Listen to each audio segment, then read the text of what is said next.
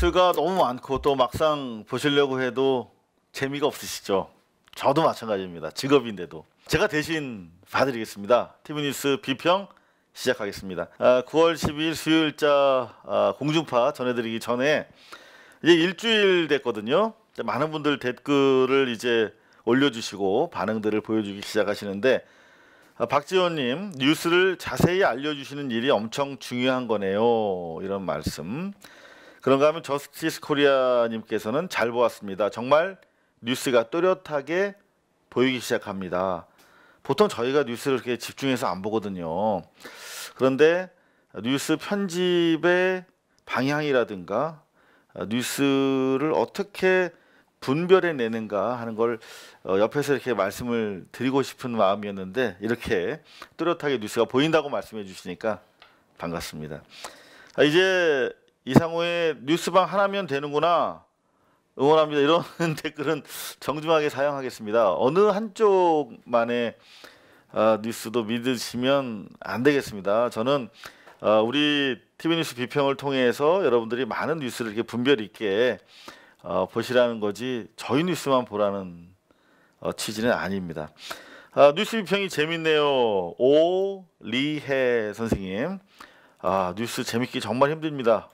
열심히 해보겠습니다. 최성호님, 시원시원한 뉴스 비평 멋집니다. 시원시원하게 할 수 있도록 제가 뭐 회사도 잘리고 소송도 130개 이상 받고 또 진행 중인 놈이 뭐가 무서울 게 있겠습니까? 김시모님, 잘 봤습니다. 이런 컨텐츠는 더 많은 사람들이 볼 수 있도록 부지런히 퍼날라야 할 것 같습니다. 네, 부탁드리겠습니다. 고발뉴스 뉴스방으로 유튜브 들어오시면 구독, 좋아요 부탁드리고요. 널리 좀 알려주시면 더 많은 분들과 함께하면 힘이 날 것 같습니다. 본격적으로 뉴스 들어가면요, 시청률 전날에 비해서는 조금 나아졌어요. KBS 9.5에서 12.9, 그런가 하면 JTBC 4.6에서 5.1 살짝씩 올라갑니다. 그 축구 정기전 끝나고요. SBS가 3.9에서 5. 근데 MBC만 유독 떨어졌어요. 2.9에서 2.5. 거의 안 본다는 얘기거든요.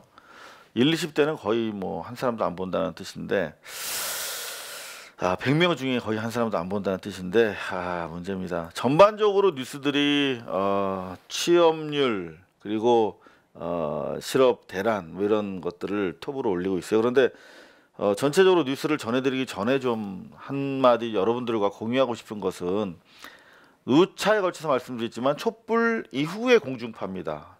1700개의 촛불이 회복해준, 마이크도 갖다 주고 카메라도 다시 갖다 줘서 이제 그 장에서 뉴스를 하고 있는 분들인데, 너무나 기계적이고 마치 경마 중계식으로 그냥 있는 것들만을 보도하는 것을 자기들이 뭐 언론의 사명을 다했다, 뭐 이런 자만심을 가지고 있는 것 같아요. 이를테면 뭐 고용률, 실업률 기계적으로 전하는데 대안도 함께 생각을 해야 되는 것이거든요. 발목을 잡고 있는 국회, 특히 야당, 뭐 이런 문제도 제기해야 되는 것이죠. 기계적 균형에서 탈피해서. 그런가 하면 왜 이게 혁신적으로 새로운 경제 공약이 실현되지 않고 있는가 하는 부분에 대해서는 정부 여당이 관료주의와 또 기득권에 안주하는 속성, 관성에서 벗어나서 개혁할 수 있도록 촉구해줘야 됩니다. 참고로 요즘에 토지 공개념에 대해서 이해찬 총리가 제기하고 이재명 지사가 호응하면서 다시 이슈가 되고 있는데요. 무려 80년대 후반에 신군부 군사 독재의 하수인이었죠. 전두환의 친구지만 하수인이었던 노태우 정권이 87년 민주항쟁 이후에 토지 공개념을 도입하잖아요. 87년 6월 항쟁은 혁명도 아니었고 부분적인 운동이었는데, 그나마 그 국민들한테 잘 보이려고 신군부의 노태우 전 장군이, 대통령이 토지 공개념, 이를테면 토지 초과 이득세, 택지 소유 상한제, 이렇게 공개념 하에서 세금을 물리고 제한을 가하는 그런 파격적인 조치가 시행이 됐었잖아요. 물론 이제 나중에 위헌 판정을 받아서 지금 이제 물 건너 가버렸지만, 그런데 우리는 촛불 혁명을 통해서 계승한 정부라면 토지 공개념 수준을 넘어서는 뭔가 옛날에 그랬잖아요. 조선시대 때도 과전법, 무슨 정전법, 최대한 새로운 정권이 들어서면 토지 개혁을 통해서 그 정권을 지지할 수 있는 동력을 만들어줬습니다. 백성들한테. 그런데 명색이 혁명적 변화를 겪고 나서 그 이후에 당장 먹고 사는 부분과 관련해서 혁명적, 혁신적인 개혁이 일어나지 않고 있으면 그걸 좀 문제제기를 해야 될 텐데 그런 문제제기는 보이지 않았다 하는 것을 좀 아쉽게 제기할 수가 있겠습니다. 뉴스 살펴보겠습니다. KBS 뉴스인데요. 신규 취업자가 2달 연속 10,000명 이하다. 청년 실업률이 10%대다. 큰일 날 것 같죠. 김동연 최저임금 인상 속도를 당청과 협의해서 속도 조절할 것임을 시사합니다. 그러면은 지금 경제 구조 개편, 재벌 개혁과 경제 구조 개편을 통해서 실질적으로 피부에 와닿는 개혁이 이루어질 수 있도록 촉구하는 꼭지가 있어야 되는데 없어요. 고심 깊은 정부, 경제정책 재점검하겠다는 발언의 배경은 뭐냐. 뭐 이런 식의 경마중계식 보도다. 이게 어디를 봐서 혁명 이후에 방송의 뉴스인가. 그런 아쉬움을 갖게 됩니다. KBS 뉴스 중에서 눈에 띌 만한 뉴스인데요. 국감 앞둔 코레일에서 직원들에게 의원 후원금을 기부하라고 지시했다는 내용입니다. 이거 맨날 보던 뉴스인데 개혁 정권 하에서 코레일에서 이런 일이 일어나는가. 대응도 마찬가지예요. 안 내면 나중에 인사고과에 불이익이 있는 거 아니냐. 그래서 이 명단을 제출해라. 이행 보고를 하라는 뜻이죠. 그런데 꼭 보면 코레일 관계자는 개별적으로 한 거다. 지금 감사를 요청해서 오영식 코레일 사장인데요. 지금 감사를 요청해서 감사 결과가 나오는 결과 가지고 합당한 조치를 하려고 합니다. 우리가 위해서 시켜서 한 거 아니다라고 하는데 여전히 이런 일이 벌어지고 있다는 현실. 조금 우리 모두가 이제 신발끈을 다시 조여할 때가 아닌가. 그리고 많은 분들이 관심 가지고 있는 이 명성교회. 명성교회가 왜 이렇게 문제가 되냐면 대한민국 예수교회 장로회죠. 10만 명이 넘는답니다. 세계 최대의 장로교회예요. 그래서 이게 단지 대한예수교 장로회 통합의 문제가 아니라는 거죠. 사회 전반적인 어떤 부의 분배라든가 불평등 뭐 이런 쪽으로 파급도 될 수 있고 교회 내부에서도 큰 이슈인데 여하튼 이게 합법이라고 했던 기존의 교단 재판국의 입장을 뒤바꾸라는 취지의 총회 결정이 나왔다는 보도입니다. 최근 보기 드물게 어떤 그 보수 쪽, 중도 보수 쪽 단체들에서 합리적인 판단이 일어난 것이 아닌가 그렇게 생각이 되는데요. 이어서 두 꼭지로 전국 350여 곳의 교회가 무려 3대까지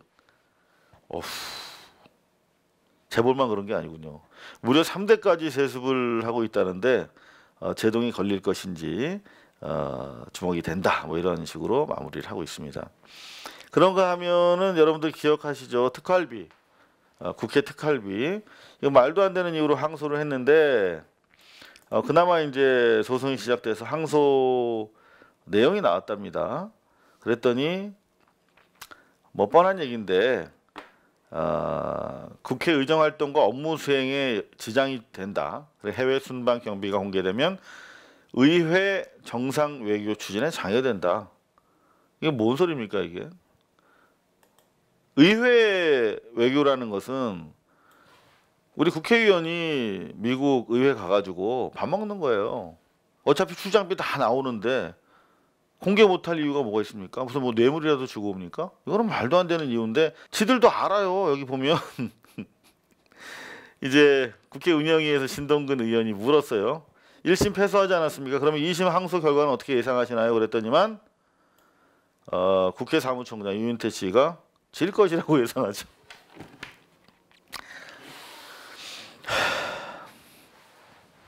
질 것이라고 예상하는데 또 국민의 혈세 피 같은 또 돈으로 변호사비 지급하면서 이거 소송하고 있는 거 아닙니까?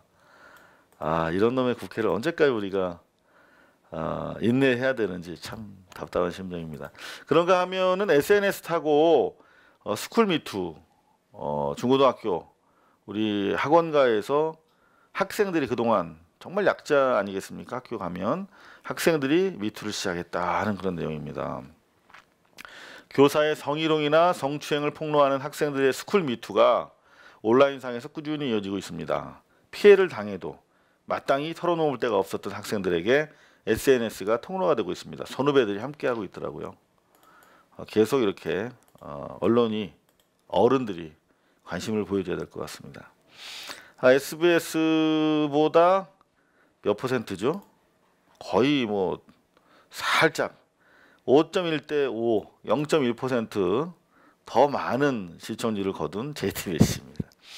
JTBC도 뭐 특별히 다른 편집 패턴은 아닙니다. 취업 날개 언제쯤, 달마다 고용 쇼크, 원인 진단 해보니 예상했다지만 청와대도 쇼크다. 뭐 이렇게 고용 쇼크에 대해서 시작을 했고요. 토지 공개념 꺼내든 이해찬, 토지 공개념에 뿌리든 경제정책이 나오나 거의 톱으로 이게 지금 마치 문제가 최저임금제로 촉발돼서 결국은 나라가 지금 경제가 이 난리가 되고 있다. 이렇게 야당이라든가 태극기 부대에서 선동을 그야말로 하고 있는데 지금 이게 대한민국 가장 큰 경제적 문제는 소득 양극화 아니겠습니까? 1%가 절반을 가지고 있는 거예요. 상위 1%가. 근데도 하위에서 조금 인간다운 생활을 하고 국내 경제 소비를 활성화하기 위해서 소득을 정상화하겠다고 하니 그 1%들이 지금 난리를 치는 거거든요. 그렇다면 모두에 말씀드렸던 것처럼 촛불혁명의 정신으로 그야말로 경제민주화 차원에서 파격적인 토지 공개념이라든가 주택에 있어서도 진짜 사는 사람들이 투기 목적이 아니라 그야말로 주거 목적으로 안정되게 집을 살 수 있도록 사는 게 아니라 살 수 있는 그런 것들이 나와야 되는데 가장 중요한 것 중에 하나가 그 뭐 집은 땅 위에 짓는 거니까 토지 공개념 대단히 중요하다. 이거는 하물며 이번에 이제 헌재가 바뀌었잖아요. 다시 더 강도 높게 토지 공개념 실현해야 될 겁니다. 그런데 JTBC에서 이걸 톱블록으로 올렸어요. 토지 공개념 꺼내든 이해찬. 새로운 내용은 아닙니다만 정부 부동산 대책에 일부 포함될 것으로 알려진 토지 공개념이 민주당 이해찬 대표에 의해서 먼저 꺼내졌다. 지난 3월 청와대가 공개한 개헌안에도 포함된 적이 있었거든요. 이 개념을 뿌리로 하는 여러 경제 정책들이 도입될 것인가 초미의 관심사가 되고 있다. 조금 전에 정부 부동산 대책이 나왔는데 토지 공개념은 거론이 되지 않았어요. 매우 실망스러웠습니다. 오늘 밤 언론들은 오늘 정부의 913이죠. 913 부동산 종합대책 어떻게 평가할지 모르겠는데요. 좀 근본적인 접근이 아쉬운 것 같아요. 그런가 하면 JTBC는 유은혜 장관 겸 부총리 어떻게 생각하실지 모르겠어요. 남편 회사 임원을 국회 비서로 채용했다. 이거는 불법이잖아요. 그런데 실수였다. 그리고 사실상 남편 회사의 서류상의 등기 임원이었지 아무 일도 하지 않았다라고 하는데 청와대에서 다 검토했겠죠. 그런데 왜 자꾸 이런 쓸데없는 공격을 당할 수 있는 빌미를 주는지 좀 일반 우리 시민들이 지켜봤을 때는 조금 아쉽지 않나 그런 생각 해봤습니다. JTBC가 항상 우려됐던 것들이 삼성에 관한 보도를 어떻게 할 것인가인데요. 며칠 전에 있었던 삼성전자 기흥 사업장의 이산화탄소 누출과 그에 따른 사망사고, 사망자가 1명에 부상자 2명이었는데 그 2분 중에 1분이 또 돌아가셨답니다. 사망자 2명으로 늘었어요. 적은 사건이 아닌데 이거를 JTBC가 보도했어요. 무슨 얘기냐면 119 상황실과 삼성전자 간의 통화 녹취록을 입수했대요. 국회 쪽을 통해서 입수한 것 같은데 당시 삼성 측은 해당 노동자의 의식이 돌아왔다고 무의식 상태였는데, 그리고 사망한 사실을 숨기고 있었다. 결국 삼성 측이 사고가 벌어지자 담당 부처의 피해 상황을 은폐하고 119 출동을 막았다는 의혹이 제기된다는 거예요. 삼성이 JTBC가 삼성과 관련해서 이렇게 보도를 하는 거 보면서 손석희 사장이 얼마나 조직 내에서 줄타기라고 힘들지 충분히 상상이 갑니다.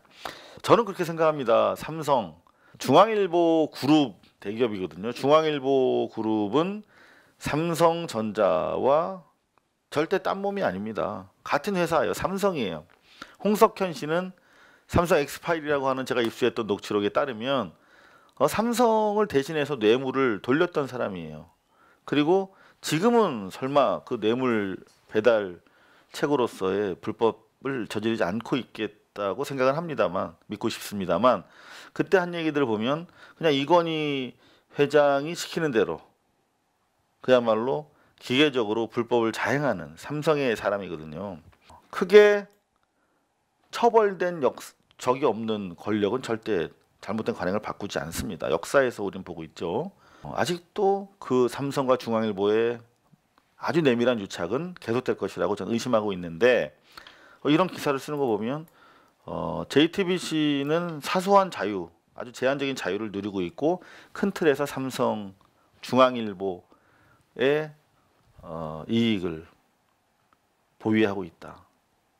큰 쓰임새를 위해서 작게 활용되고 있다. 일단 이렇게 저는 보고 계속 비판적으로 지켜볼 생각입니다. 그런가 하면 8시 SBS 뉴스인데요. 마찬가지로 경제로 시작을 합니다. 경제가 가장 핫한 이슈이기 때문에 오늘 있었던 부동산 대책 전망을 하고 있고요. 그런가 하면 JTBC와 KBS가 톱으로 내세웠던 실업자 문제, 실업자 수도, 청년 실업률도 어쩌나 IMF 이후 최악이다. 멈춰선 일자리 엔진, 김동연 최저임금 인상 속도 조절 필요하다. 뼈아픈 성적표에 속타는 청와대, 정책 기조 변화 있을까? 서비스업 취업자 수도 감소다. 고용지표 연말에 나아질까? 경제, 무거운 경제 뉴스로 6꼭지 톱블럭을 형성을 했습니다. 그리고 메르스고요. 메르스 하나 둘 셋. 메르스는 이제 뭐 정리가 돼가는 것 같아요. 다행스럽게. 닷새간 추가 확진자가 없다. 메르스 급한 불 껐나. 뭐 이런 기사고요. 그런가 하면 즐거운 뉴스도 있어요. 남북 소통이 활짝 365일 통할 연락사무소가 개설된다. 14일. 저는 다행스럽게 생각하는 게 30명의 우리 이제 정부 공무원들이 월요일부터 금요일까지 체류합니다. 주말에는 당직자만 놔두고. 그런데 같이 이번에 들어가는 분들이 개성공단에 공장을 놓고 그야말로 눈물의 이별을 했던 기업인들도 같이 몇 분 들어가신대요. 다행스럽게 생각합니다. 자, SBS도 다뤘어요. 삼성 이산화탄소 사고 사망자 2명으로 늘었다. 소방 전화에 안 와도 된다라고 은폐하고 119 출동을 방해했다. 이런 기사 고정희 기자가 취재했습니다. 왜 KBS에는 없는 것인지, 그리고 또 MBC에도 없었는지 좀 궁금합니다. 그런가 하면 또 SBS 칭찬해주고 싶은 기사가 있어요. 국가지원연구비로 해외 가짜 학회 참석, 서울대가 1위, 연대가 2위랍니다. 이거 여러분들 기억하시죠? 얼마 전에 뜨거운 관심을 모았던 기사인데, MBC가 뉴스타파라고 하는 대한 매체와 함께 스튜디오에 출연해서 보도를 했어요. 그러니까 대한민국에서 뉴스룸이 만들어지고 처음 있었던 콜라보레이션이죠. MBC 기자들이 진행하는 뉴스룸에, 뉴스데스크에 뉴스타파 기자가 뉴스타파 기자 명함을 받고 나와서 같이 보도를 하고, 뉴스타파가 해외 취재하고 MBC가 국내 백업하고, 그랬던 그야말로 MBC와 뉴스타파의 기사인데, 이 속보예요. 속보를 SBS에서 보도한 거예요. 사실 이게 자사이기주의가 팽배해 있는 한국 언론계에서 쉽지 않은 일인데, SBS 의미 있는 기사는 남의 기사라도 받겠다. 별거 아닌 것 같지만 작은 용기, 칭찬합니다. 돈만 내면 누구나 받아주는 해외 가짜 학회에 지난 5년간 국내 대학 교수와 연구원 1,300명이 참가한 것으로 드러났습니다. 연구 성과를 부풀리기 위해서인데요. 이들이 참가비로 쓴 돈은 대부분 국가에서 지원된 연구였습니다. 2.9% 시청률 기록한 MBC입니다. 아이고, 특별히 제가 언급할 만한 뉴스가 없어요. 전반적으로 약간 좀 힘이 빠지는 모양새인데 무슨 말씀이냐면 뉴스는 리포트가 작은 리포트가 이렇게 계속 연결돼 있잖아요. 20개 정도가 보통 뉴스 시간에 나갑니다. 근데 MBC는 이렇게 백화점식이라고 하거든요. 작은 리포트가 나가면 그날 있었던 걸 다양하게 보여줄 수는 있지만 이미 포털을 통해서 다 알고 있으니 큰 이슈별로 정리해서 심도 있게 이야기를 전개해 나가자라고 하는 취지로 이번에 인사 조직을 바꿨어요. 그러니까 팀제에서 부제에서 이슈별 이슈 팀으로. 그러면 좀 리포트 수가 줄어들고 좀 인덱스가 깊이가 있어야 되는데 그대로 똑같아요. 수가 보실래요? 둘, 넷, 여섯, 여덟, 열두, 열네, 열여섯, 열여덟, 스물. 벌써 그 스포츠 뉴스 빼고 20개잖아요. 그러니까 이게 상당히 퍼져 있는 것 같고 이런 경우에 단독 기사가 많지 않으면 힘이 좀 떨어집니다. 하나만 좀 소개를 해드릴게요. MBC에서 박영회 기자입니다. 이 친구인데요. 저는 놀랐어요. 제가 삼성 엑스파일 보도할 때 저희 팀원이었습니다. 그때 수습 막 벗어난 친구였는데 출근하는데 던킨 도너스랑 커피를 들고 출근하더라고요. 2004년에 처음 봤어요. MBC 생기고 그렇게 들어오는 사람을. 제가 정말 촌스러운 사람인데 아마 MBC 보도국에 던킨 도너스를 처음 들고 온 친구일 겁니다. 되게 신기했어요. 이런 얘기 하지 말까? 네, 박영애 기자 뭐 긴 얘기를 했어요. 스튜디오에 나와서 무슨 얘기냐면 자한당에서 이 그 판문점 선언 이행 비용이 수십조다 뭐 이렇게 정치 공세를 하고 있어요. 심지어 이제 시티그룹이랑 미래에셋 두 금융사의 보고서를 인용해서 얘기하고 있는데 시티그룹은 70조 판문점 이행 자금이 미래에셋은 112조가 든다고 그랬다는데 알아보니까 저 던킨 도너스 좋아하는 박영애가 시티그룹 거는 이제 북한의 경제 개방을 가정하고 교통, 항만, 발전소까지 전체 기반 시설, 전체 AOC를 재건하는 비용을 추산한 거래요. 누가 거기까지 하자고 그랬나요? 왜 이럽니까? 자한당 오버합니까? 미래에셋은 112조를 추산했는데 역시 철도 재건하고 도로나 발전 시설을 우리 남한의 3분의 1 그러니까 30% 수준까지 끌어올리는 비용을 따진 거랍니다. 왜 이렇게 앞서갑니까? 오버하십니까? 그러니까 70조, 110조가 드는 거죠. 물론 돈만 있으면 이렇게 해주면 좋겠지만 여하튼 그러면서 판문점 이행을 막기 위한 정치 술수로 이렇게 내세우고 있는 것이죠. 실제 한 14조 정도를 정부는 책정하고 있는데 이게 한 10년 전에 한 거래요. 그래서 지금은 좀 더 늘었을 텐데 그래도 큰 차이는 아니다. 는 거죠. 근데 여러분들 생각해 보십시오. 4대강 한다 그러면서 24조, 총 한 30조 들지 않았습니까?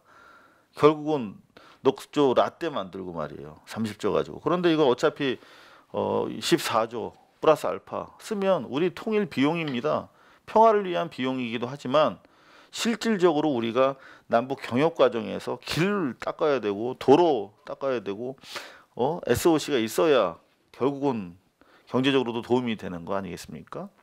그런 차원에서 대국적으로 생각하면 될 텐데 자꾸 통일을 막는 반대 세력들 더 이상 용서하지 맙시다. 지금까지 뉴스방 TV뉴스 비평이었습니다. 시청해 주셔서 감사합니다.